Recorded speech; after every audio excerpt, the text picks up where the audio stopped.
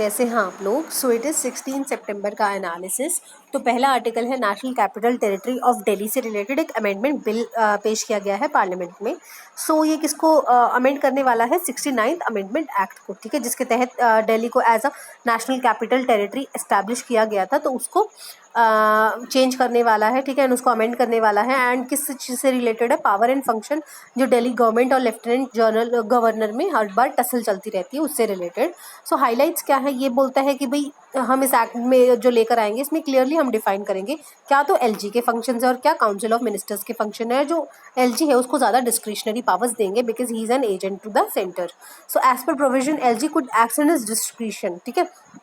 कुछ पॉइंट्स होंगे या कुछ मैटर्स होंगे जिसपे एलजी अपने डिस्क्रिशन से काम कर सकता है, ठीक है, जैसे कि matters related to all India civil services and anti corruption branch से रिलेटेड। एंड एलजी को ज़्यादा टीथ देगा, मतलब ज़्यादा पावर देगा ऑन कि मतलब वो अपने डिस्क्रिशन पे ज़्यादा डिसीजंस ले सकते हैं। And such discretion shall not be question. So this is a highly questionable clause. So how is Delhi administrate? अभी कैसे इनकम्बेंट क्या वहाँ पे एडमिनिस्ट्रेशन चल रही है? सो लेजिस्लेटिव असेंबली पहले यूनियन टेरिटरी थी, फिर उसको नेशनल कैपिटल टेरिटरी बोला गया। एंड लेजिस्लेटिव असेंबली कब आई उसमें? 1991 में, according to article 239 A of the constitution, ठीक है। तो 69th अमेंडमेंट एक्ट हुआ जिसके तहत ये आर्टिकल इंसर्ट किया गया इन 1991, ठीक है। एंड बोला गया कि यूटी ऑफ द दिल्ली को अब नेशनल कैपिटल टेरिटरी बोला जाएगा। एंड एक एडमिनिस्ट्रेटर अपॉइंट करेगी सेंटर, जिसको लेफ्टिनेंट गवर्नर के नाम से जाना जाएगा under article 239। According to act the legislative assembly has power to make laws in all matters, ठीक है। तो लेजिस्लेटिव असेंबली जो काउंसिल ऑफ मिनिस्टर्स है वो पावर है उनके पास हर लॉ बनाने के लिए except public order, police and land. So these 3 things you must remember. अब इशू क्या होता है प्रेजेंस में? क्यों? Due to coexistence of article 239 and 239 A. 239 में हमने क्या देखा कि एलजी आएगा, ठीक है। So you can see it shall be govern by lieutenant governor. And basically 239 A क्या कहता है कि दोनों ही को एग्जिस्टेंटली काम करेंगे। And there is a jurisdictional conflict, ठीक है। बेसिकली जुरिस्डिक्शनल कॉन्फ्लिक्ट आती है। यूनियन गवर्नमेंट क्या कहती है? New Delhi being a union territory, article 239 empowers lieutenant governor to act independent according to his independent office council of ministers. Union government तो ये कहती है इंडिपेंडेंटली वो काम कर सकते हैं, पर स्टेट गवर्नमेंट ऑफ दिल्ली क्या बोलती है? Article 239 A of the constitution में स्पेशल स्टेटस दिया गया है दिल्ली को। तो तभी स्पेशल स्टेटस दिया गया, तभी तो उसकी खुद की लेजिस्लेटिवली इलेक्टेड असेंबली है ना। एंड वही बात है कि लोगों के पास ज़्यादा पावर होनी चाहिए। Elected representatives must have more power than a nominated person. So this is the thing, ठीक है। अब यहाँ पे आप आर्टिकल 239 में तो देख सकते हैं कि दिल्ली को एस्टैब्लिश किया गया था। एंड 239 ए में क्या बोला गया था कि यूनियन टेरिटरी को एक लेजिस्लेटिव असेंबली दिया जाएगा अकॉर्डिंग टू आर्टिकल 239 ए, ठीक है। तो जब भी आपसे क्वेश्चन पूछ लिया जाए article 239 versus 239 A, so you must be able to differentiate, ठीक है। So this is the thing. तो ये टसल होती रहती है, you know that. And supreme court की जजमेंट 2018 में क्या बोला कि एलजी इज बाउंड कि भाई वो एड एंड एडवाइस जो भी सरकार आपको देगी उस पर काम करना है। एंड आपको हारमोनियसली काम करना है, दोनों एक साथ मिलकर। अनरिजॉल्व एरियाज, ये जो जजमेंट है इसने हर मतलब हर एस्पेक्ट पे तो जजमेंट पास नहीं की, तो क्या अनरिजॉल्व एरियाज रह गए? एलजी को बोला तो कि भाई एड एंड एडवाइस पे काम करना है accept in respect of land, public order and police. तो ये तो पहले से भी था, पर पब्लिक ऑर्डर काफ़ी वाइड कैनोटेशन है, बहुत ही वाइड एक हॉराइजन है, तो उसमें एग्जैक्टली नहीं पता। एंड बहुत सारी पावर्स ओवरलैप कर जाती है। सो ये टसल का रीज़न है बहुत ज़्यादा। Still no clarity on article 239 A का क्लॉज 4, ठीक है। सो इनमें जो कोर्ट ने क्लियरली नहीं बताया issues in respect of which LG can refer a decision taken by council of ministers to president. तो ये जो क्लॉज 4 है इसका वो बोलता है कि एलजी कुछ डिसीजंस है जो बेसिकली वो एग्री नहीं करता काउंसिल ऑफ मिनिस्टर्स के साथ, तो वो प्रेसिडेंट की एड एंड एडवाइस के लिए रख सकता है। एंड तो बेसिकली इसके बारे में क्लियरली उन्होंने डिफाइन नहीं किया, ठीक है। In case of difference of opinion वो प्रेसिडेंट के लिए रख सकता है, तो ये नहीं बताया गया।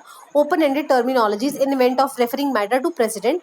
कोर्ट ने बोला कि LG must adhere in constitutional principles of collaborative federalism, ठीक है भाई, उसको कोलैबोरेटिव फेडरलिज्म से काम करना चाहिए, कॉन्स्टिट्यूशनल बैलेंस करना चाहिए। ये नहीं हर दूसरे मैटर को आप प्रेसिडेंट के पास लेकर जा रहे हो।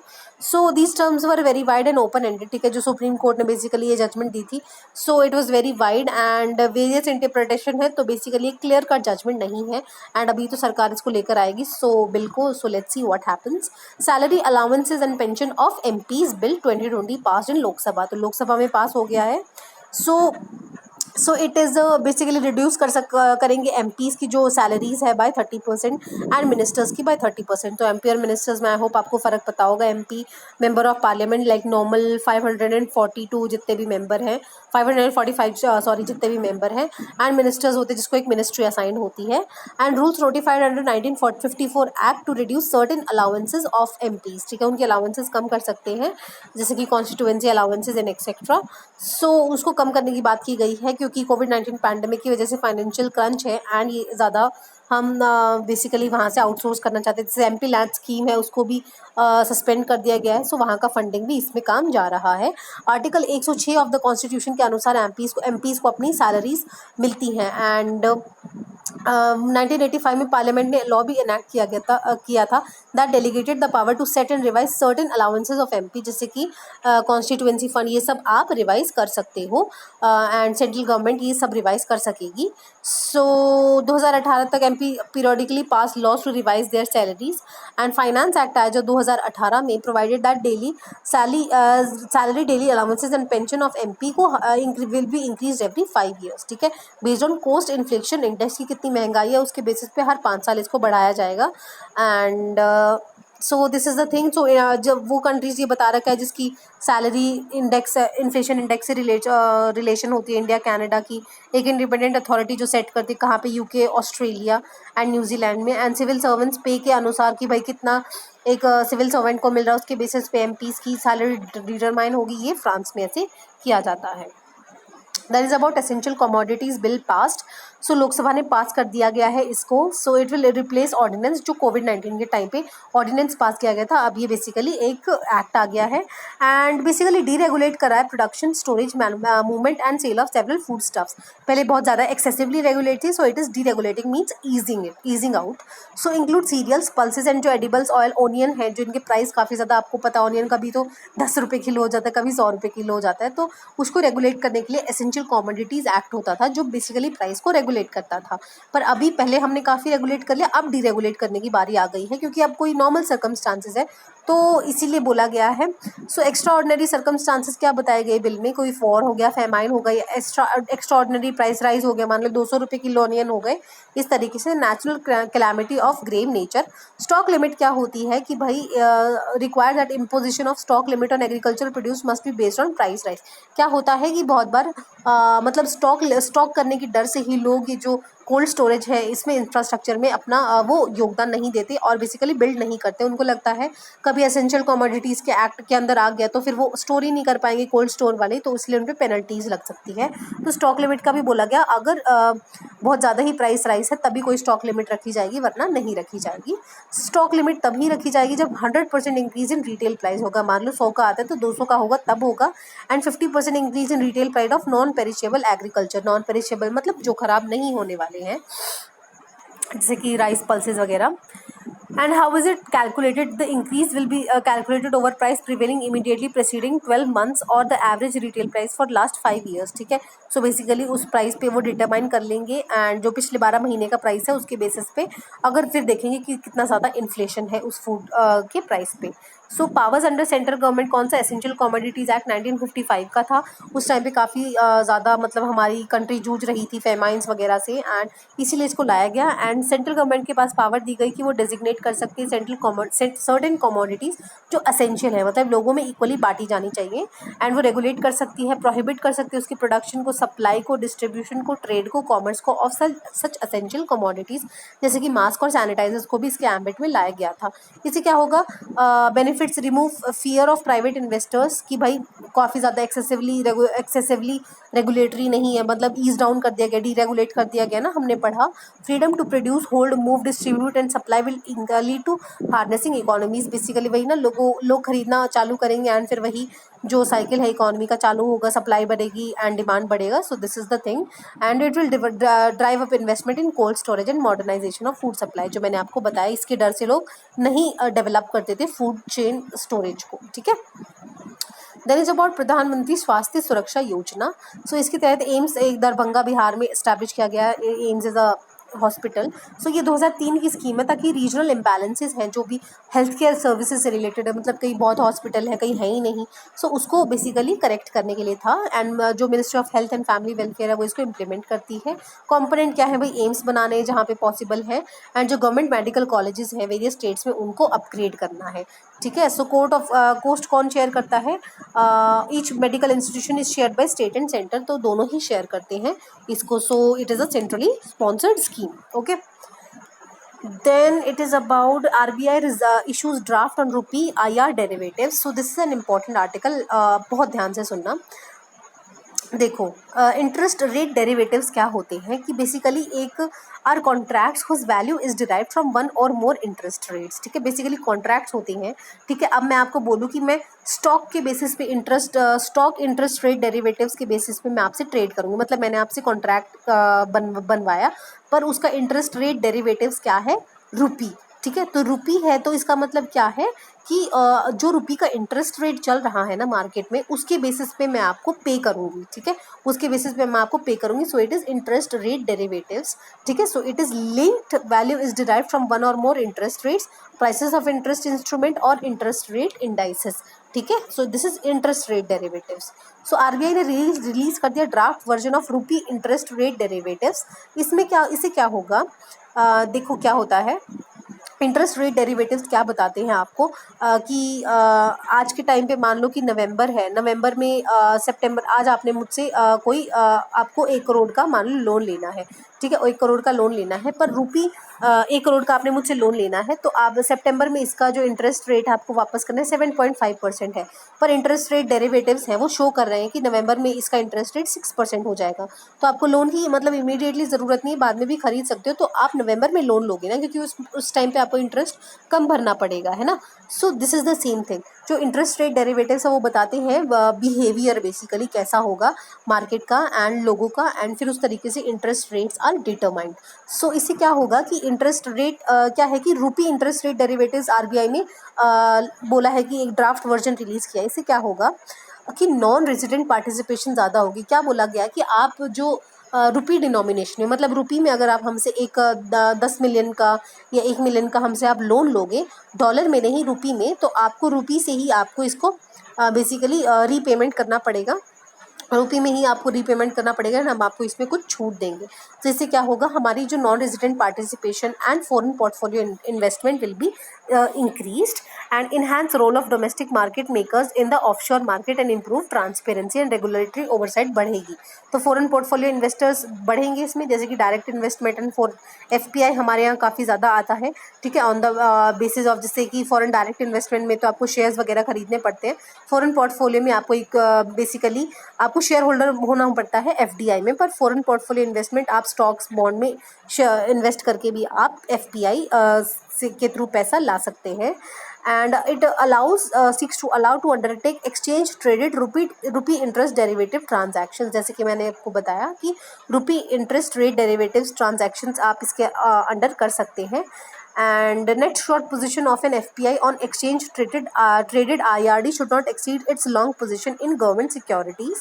And purpose of offering rupee IRD contract to a users, the market maker entities should classify the user either as a retail or non retail। को बताना पड़ेगा आप किस तरीके के यूज़र्स हैं, एंड नॉन रिटेल यूज़र्स कौन होंगे, जो आरबीआई से भी एंड बड़े नॉन रिटेल यूज़र्स होंगे जो नॉन रिटेल पर्पज से काम कर रहे हैं, एंड इसको कौन रेगुलेट करेगा, RBI, SEBI and IRDAI, PF pension fund regulatory development authority, and resident companies with minimum net worth of 500 crore, and non residents जो नॉन रिटेल यूजर्स है ना, वो मतलब मोटी मुर्गियां हैं। सो बेसिकली इनको बड़े लोग ही वो करेंगे, रेगुलेट करेंगे। सो this is the thing about policy on promotion of city compost. तो क्या है भाई, 2016 में इसको अप्रूव किया गया है इस पॉलिसी को। इसमें क्या है कि असिस्टेंस ऑफ 1500 पर टन ऑफ सिटी कंपोस्ट आपको फर्टिलाइजर्स कंपनी को सरकार देगी, ठीक है, कि 1500 रुपये पर टन, ठीक है, जो आप कंपोस्ट बनाने में मदद करेंगे, ठीक है। तो ministry of chemicals and fertilisers ने इसको लॉन्च किया गया। तो इससे क्या होता है कि हमारा जो बहुत सारा वेस्ट होता है, ठीक है, हम काफ़ी ज़्यादा India currently 1.5 lakh tons of solid waste हम प्रोड्यूस करते हैं, पर जो बायोडिग्रेडेबल सेक्शन होता है वो डिपेंड करता है 30 to 70% 50% ऑफ द वेस्ट में, मतलब एरिया वाइज डिफर करता है। तो इससे क्या होता है, कंपोस्टिंग मतलब खाद बनाने वाले जो हमारे पास पोटेंशियल है वो बहुत ज़्यादा है, ठीक है। एंड अगर इसको अनकंट्रोल डिकम्पोजिशन करा गया तो इससे ग्रीन हाउस गैसेस ज़्यादा रिलीज होंगी एंड जो डंप साइट्स हैं, लैंडफिल्स हैं, वो ज़्यादा जल्दी जल्दी भरेंगी। सो इसलिए सॉलिड वेस्ट मैनेजमेंट का हमें काफ़ी ज़्यादा ध्यान रखने की ज़रूरत है।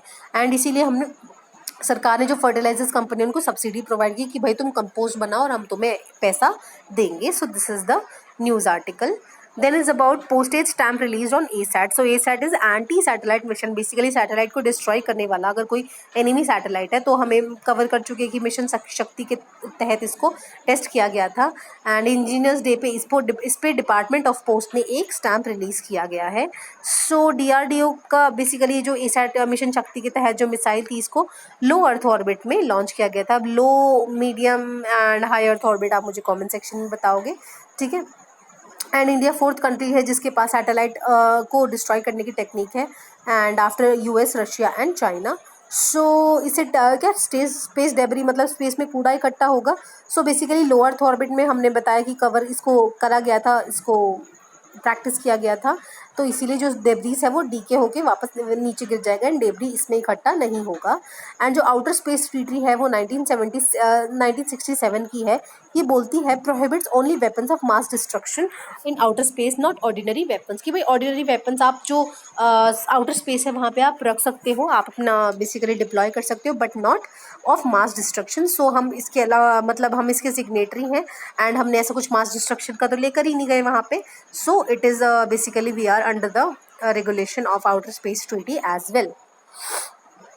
देर is about electricity amendment act, तो हमने इसको पहले भी कवर कर चुके हैं। तेलंगाना गवर्नमेंट कह रही है कि भाई बहुत गलत कर रहे हो आप, and it is a basically blatant attempt against the federal spirit.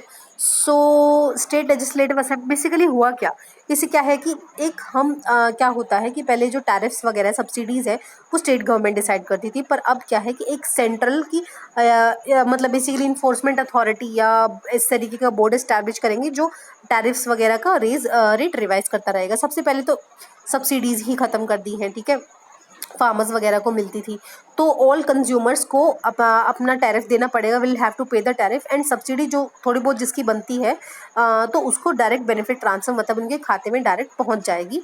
इसका मतलब क्या होगा, पहले तो आप बहुत सारे पैसे देते हो पर बाद में हम आपको कहीं डीबीटी में पैसा दे देंगे।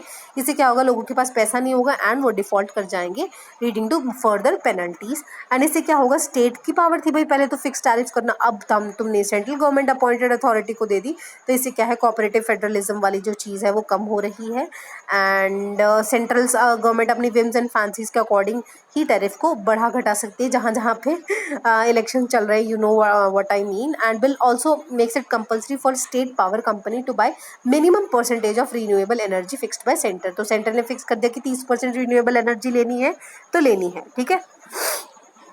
एंड अदर की प्रोविजंस क्या है कि रीन्यूएबल एनर्जी पॉलिसी की सेंट्रल गवर्नमेंट के पास ही पावर होगी कि नेशनल रीन्यूएबल एनर्जी पॉलिसी लेकर आएंगे, एंड ताकि वहाँ पे electricity generation through renewable energy resources बेहतर हो सके। क्रॉस बॉर्डर ट्रेड भी सेंट्रल गवर्नमेंट देखेगी, रूल्स एंड गाइडलाइंस लेकर आएंगी। And creation of electricity contract enforcement authority, ठीक है, तो वो एडजुडिकेट करेगी upon matters on performance of obligation under contract, ठीक है। तो जो सेल एंड परचेज जो चलेगा इलेक्ट्रिसिटी का, जो कॉन्ट्रैक्ट बनेंगे उसके अकॉर्डिंग उसमें कोई दिक्कत आएगी तो ये जो अथॉरिटी है ये उसको एडजुडिकेट करेगी बेसिकली, ठीक है। एंड जो भी डिस्प्यूट है रिगार्डिंग टैरिफ वो सब इसकी इलेक्ट्रिसिटी कॉन्ट्रैक्ट एनफोर्समेंट अथॉरिटी देखेगी। That is about aircraft amendment bill 2020, तो ये पास हो गया पार्लियामेंट में। ये क्या रेगुलेट करेगा, manufacture, possession, use, operation, sale, import and export of civil aircraft, licensing of aerodromes. So इससे क्या होगा कि जो 3 बॉडीज़ थी उनको स्टैट्यूटरी स्टेटस का दर्जा दिया जाएगा। कौन सी, डीजीसीए, ठीक है, BCAS and the aircraft accident investigation bureau, ठीक है। तो ये 3 बेसिकली बॉडीज़ इनको स्टैट्यूटरी पावर दी जाएगी, ठीक है, इसी मतलब इनकी पावर बढ़ाई जाएगी। तो डीजी से क्या करता है, ओवरऑल रेगुलेटरी का काम करता है। बीसीएस क्या है, नाम में ही सिक्योरिटी आ रहा है तो रेगुलेटरी ओवरसाइट तो करेगा पर सिक्योरिटी रिलेटेड। एआईबी क्या करता है, इन्वेस्टिगेशन रिलेटेड टू एक्सीडेंट्स, ठीक है, ये नाम से समझ में आता है। पेनल्टी क्या होगी, फाइन को इंक्रीज कर दिया गया अगर कोई रूल्स को वायलेट करेगा from 10 lakh to 1 crore. And central government को पावर दी गई है कि वो लाइसेंस कैंसिल कर सकते हैं, सर्टिफिकेट कैंसिल कर सकते हैं। एंड अगर जो इस एक्ट के मतलब कॉन्ट्रावीन करेगा इसके जो भी प्रोविजंस हैं। And it exempts aircraft belonging to naval, military and air force, जो भी यूनियन की है वो एग्जेम्प्टेड है इन चीज़ों से। एंड कि भाई आप दूसरी कोई आर्म्ड फोर्सेस को भी एग्जेम्प्ट कर सकते हो, जो भी उनके एयरक्राफ्ट्स हैं, ये बिल में ये भी प्रोविजन दिया गया है। Then is about Kerala to have certified snake handlers. So Kerala is being a very kind state, तो उन्होंने बोला है कि भाई जो स्नेक रेस्क्यू करेंगे हम उनको सर्टिफाइड जो लोग हैं, ठीक है, जिनको आता है हम उन्हीं से करवाएंगे, ताकि दोनों ही मतलब ह्यूमन एंड एनिमल कॉन्फ्लिक्ट कम से कम हो। एंड जो स्नेक्स की पॉपुलेशन है, लोग तो क्या है मार मार के उनको अगर घुस जाते तो भगा देते हैं, मार भी देते हैं उनको। सो ये चीज़ कम होगी। एंड इससे क्या होगा, मैंडेटरी सर्टिफिकेशन होगा पहले। तो जो स्नेक हैंडलर्स हैं उनकी एज होगी बिटवीन 21 to 65, उनको सर्टिफिकेट लेना पड़ेगा, ठीक है। सो एप्लीकेशंस दो पहले, ठीक है, फिर वो स्क्रीन किए जाएंगे बाय कि भाई मैं भी स्नेक हैंडलर बनना चाहता हूँ। तो जो असिस्टेंट कंजर्वेटर ऑफ फॉरेस्ट हैं, तो वो बेसिकली उनको स्क्रीन करेंगे। एंड स्नेक हैंडलर्स होंगे हर डिस्ट्रिक्ट के, ठीक है। So experience, age and health के अकॉर्डिंग वो सिलेक्ट करेंगे उनको एंड शॉर्टलिस्ट करेंगे। एंड मैंडेटरी उनको ट्रेनिंग दी जाएगी for safe and scientific handling of snakes. Validity कितनी होगी, 5 साल की, ठीक है।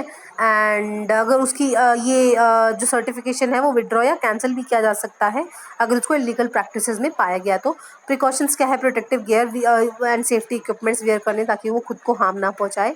रेस्क्यूड स्नेक्स को क्या है, फॉरेस्ट ऑफिशियल्स उसको फॉरेस्ट में रिलीज कर देंगे। एंड फिर स्नेक्स अगर इंजर्ड वगैरह हैं फिर उसको ठीक ठाक करके फिर वापस उसको फॉरेस्ट डिपार्टमेंट को हैंड ओवर कर देना है। क्योंकि केरला में काफ़ी सारी डेथ हुई हैं due to snake bites. And allegations हैं कि भाई snakes are being supplied for criminal purpose, किसी के घर में छोड़ दिया अगर दुश्मनी है तो इस तरीके की चीज़ें भी होती रहती हैं, ठीक है। So what is UP's new special security force. So UP ने बोला है कि भाई हम स्पेशल सिक्योरिटी फोर्स लेकर आएंगे। भाई मोस्टली क्या होता था कि बोलते हैं कि भाई पुलिस रिफॉर्म्स में क्या चाहिए, investigation and law and order को सेपरेट करके रखो। तो वही बोला योगी आदित्यनाथ ने कि ठीक है, सीएम योगी आदित्यनाथ ने कि हम ये करेंगे। तो उन्होंने बोला कि हम हाई लेवल प्रोफेशनल स्किल्स वाली हम एक स्पेशल फोर्स लेकर आ रहे हैं, ताकि जो प्रोविंशियल आर्म्ड कांस्टेबलरी है वो सिर्फ लॉ एंड ऑर्डर का काम करे, ठीक है। एंड जो ये प्रोफेशनल स्किल्स वाली है तो ये इन्वेस्टिगेशन वगैरह का काम यही करेगी। एंड प्रोटेक्ट भी करेगी कोर्ट्स, एयरपोर्ट्स को एंड एडमिनिस्ट्रेटिव बिल्डिंग्स या सरकारी ऑफिस को।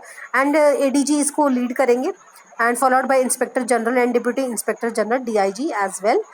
and any member of the force may without, तो ये इसके provisions देखना बड़े इंटरेस्टिंग है।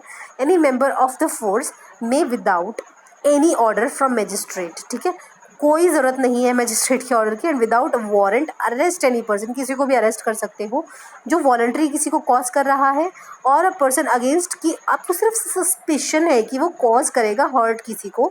और any person who attempts to commit a cognizable offence, ठीक है, जो ऑब्वियसली बिना वारंट के आप अरेस्ट कर सकते हो।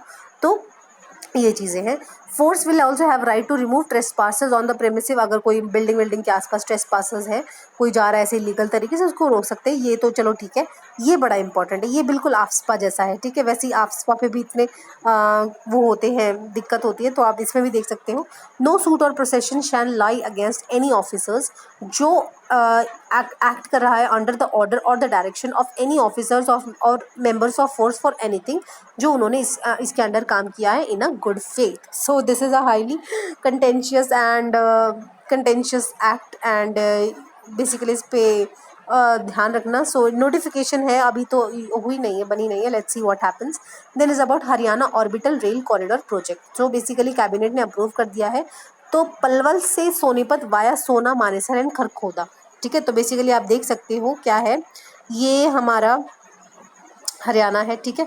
तो यहाँ पे न्यू दिल्ली है, ठीक है, तो न्यू दिल्ली है। एंड बेसिकली यहाँ पे क्या है कि ये पलवल से इधर ये जो पूरा एरिया है ये क्रॉस करके, तो ये क्या है कि न्यू दिल्ली को सरपास कर देगा, ठीक है।